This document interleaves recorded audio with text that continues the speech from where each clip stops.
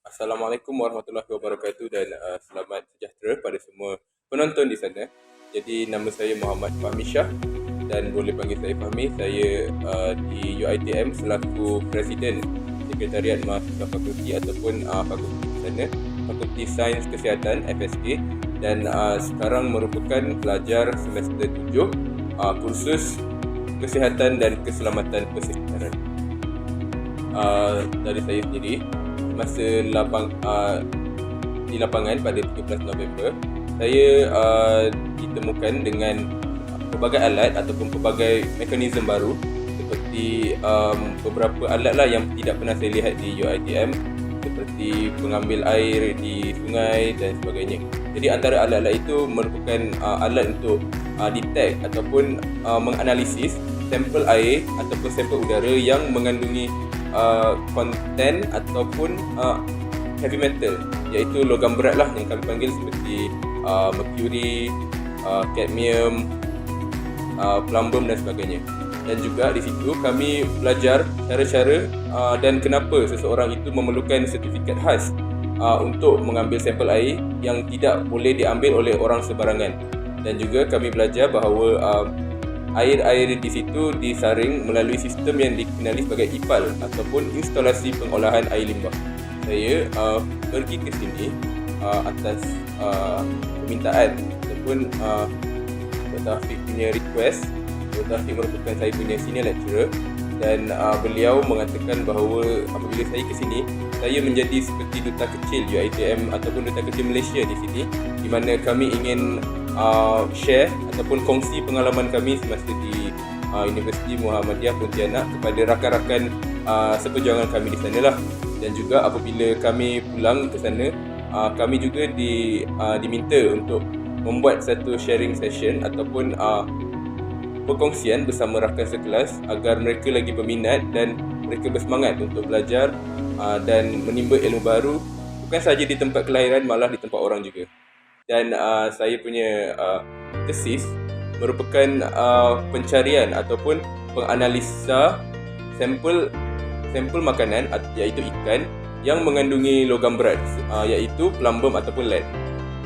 Di lab kita tu mempunyai beberapa alatan ataupun apa orang panggil itu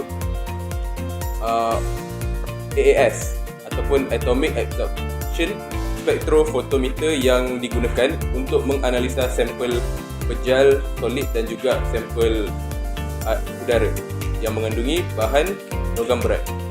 Okey, dari itu seperti yang kami diwar-warkanlah dicerita oleh Dr. Taufik, sharing seperti kami membuat satu posting ataupun satu gambaran melalui akaun media sosial kami seperti di Instagram, IG, X, Twitter dan TikTok dan sebagainya. Dan juga jika diminta untuk sharing secara face to face di DK, itu adalah lagi baiklah supaya mahasiswa itu dapat melihat sendiri atau mendengar sendiri secara live apa yang kami lalui semasa di sini. To be honest lah, secara jujurnya, untuk kegiatan saya di luar waktu akademik ataupun secara informal, saya susah nak ungkapkan dengan kata-kata kerana walaupun jadual kami terlalu padat, tapi setiap aktiviti yang disusun itu ataupun yang kami buat itu memberi impak bukan saja kepada mahasiswa lain, malah pada diri saya sendiri. Sebab nak dikatakan macam mana mau cakap, daripada kami sampai, kami disambut dengan sangat-sangat ramah, warm welcome, mana kami faham mereka juga merupakan pekerja, dan tapi mereka sanggup ambil kami di luar waktu bekerja, dan itu merupakan satu perkara yang amat harulah bagi kami. Dan juga di luar waktu akademik, kami dijemput oleh dosen-dosen ataupun lecturer di sini untuk pergi melawat tempat-tempat bersejarah ataupun wisata di sini. Jadi di situ kami dapat pelajari benda baru, pelajari benda yang tidak ada di Malaysia. Dan juga kami dapat cuba makanan-makanan autentik ataupun kuliner autentik di sini, di mana some of them ataupun kebanyakannya tidak ada di Malaysia. Dan yang paling banyak di sini adalah coffee shop, iaitu terdapat banyaklah. Saya nak kira kalau ada Kalau ada 10 tangan pun tak boleh kira berapa banyak coffee shop ada kat sini. Jadi itu juga memberi pandangan yang sangat harmoni lah pada diri saya.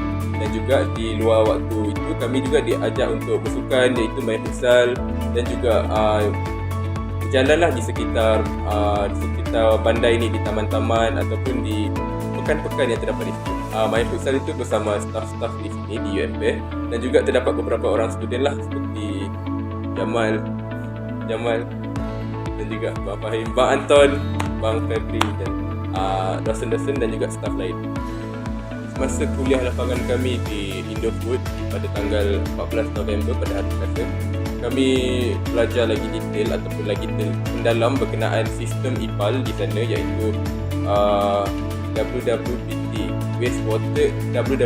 Wastewater Treatment Plant, di mana kami melihat air limbah itu disaring ataupun difilter melalui beberapa proses hingga air itu boleh digunakan untuk diminum semula.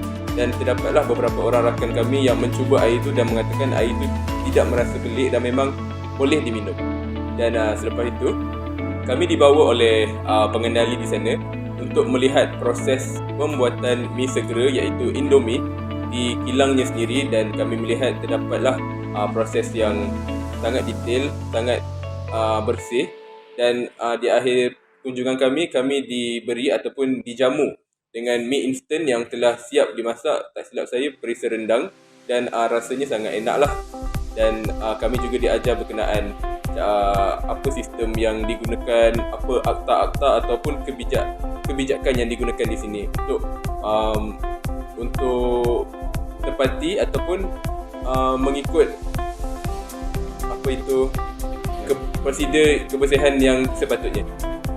Di lab Kesmas di Ambawang, kami dibahagikan kepada 4 kelompok, di mana keempat-empat kelompok ini membawa sampel makanan yang berbeza dan untuk melihat parameter yang berbeza. Jadi untuk kelompok kami diminta untuk mencari ataupun mendapatkan menggunakan sampel sos pentol dan juga makaroni goreng. Kami diminta untuk melihat sama ada terdapat bahan methanol yellow ataupun tidak di dalam sampel makanan tersebut. Jadi di dalam penelitian kami jumpa methanol yellow yang digunakan di dalam makaroni goreng, tetapi di dalam sos pentol ianya aman dimakan. Dan untuk kelompok lain, mereka menggunakan sampel makanan yang lain untuk melihat keberadaan borax, formalin dan juga rhodamin B. Jadi di ketiga kelompok tersebut tidak mendapatlah, dan hanya kelompok kami saja yang mengesan kehadiran methanol yellow di dalam sampel makaroni goreng. Kenapa kumpulan kami mendapat ataupun mengesan kehadiran methanol yellow? Atas sebab makaroni memang terkenal dengan dia ialah makanan segera. Jadi memang kebanyakan company ataupun syarikat-syarikat perusahaan ini menggunakan bahan pengawet, iaitu methanol yellow, untuk memastikan ketahanan makanan tersebut dapat digunakan secara lama. Jadi tidak hairanlah jika kami menemukan methanol yellow di dalam makanan-makanan yang instant seperti makaroni. Kelompok lain menggunakan bahan-bahan yang berbeza dan kebanyakannya merupakan bahan organik lah, yang memang tidak boleh disimpan lama, dan memang selalunya orang tidak gunakan pengawet untuk bahan-bahan tersebut dalam kuantiti yang banyak. Di Rumah Sakit Umum Daerah Sudarso, Dr. Sudarso, kami ditemukan ataupun didedahkan berkenaan perkara baru yang tidak ada di tempat lain, iaitu incinerator yang digunakan di hospital untuk membakar ataupun melupuskan sisa-sisa pepejal yang mengandungi bahan yang berbahaya, seperti bahan yang dicemari oleh bahan kimia ataupun bahan patogen. Jadi di situ kami melihat sendiri pekerja tersebut membakar bahan-bahan tersebut hingga menjadi abu dan selamat dihantar ke pusat pelupusan agar tidak mencemari alam sekitar. Jadi kata-kata terakhir saya untuk Universitas Muhammadiyah Pontianak adalah, korang memang the best. Kami sangat enjoy di sini, walaupun masa yang diberikan amatlah singkat, tetapi setiap kenangan, setiap memori yang diberikan akan kami simpan dalam hati dan jika diberi kesempatan kami ingin ke sini lagi dan berjumpa dengan kalian semua, bukan sahaja kepada Pak Febri tetapi juga kepada rakan-rakan yang lain yang berada di kelas. Dan untuk kata-kata terakhir untuk Kota Pontianak sendiri, kota yang dapat di sini adalah sangat indah, sangat colourful, sangat vibrant, jalannya yang kemas, jalannya yang walaupun banyak kenderaan tetapi kami lihat sendiri memang pada waktu malam atau pada waktu siang sangat cantik untuk diambil gambar. Dan terdapat beberapa tempat wisata yang memang kami belum kunjungi dan kami berharap kunjungan kami ke sini lagi akan pergi ke kawasan-kawasan tersebut. Pesan saya kepada lulusan casting di Fakultas Ilmu Kesihatan PKAS adalah supaya korang sentiasa semangat untuk teruskan belajar, habiskan korang punya pelajaran dengan cemerlang, dan jika terdapat kesempatan, datanglah ke Malaysia untuk berjumpa kami, kerana kami akan menyambut korang dengan sebaik mungkin. Kami akan bawa korang ke tempat-tempat yang korang tak pernah pergi, ke tempat-tempat yang kami sendiri pun tak pernah pergi mungkin, supaya kita dapat menimba pengalaman baru bersama rakan-rakan di sini. Dan saya berharap korang semua dapat habiskan pelajaran dan dapat bekerja dengan baik dan menjadi seorang yang berjaya.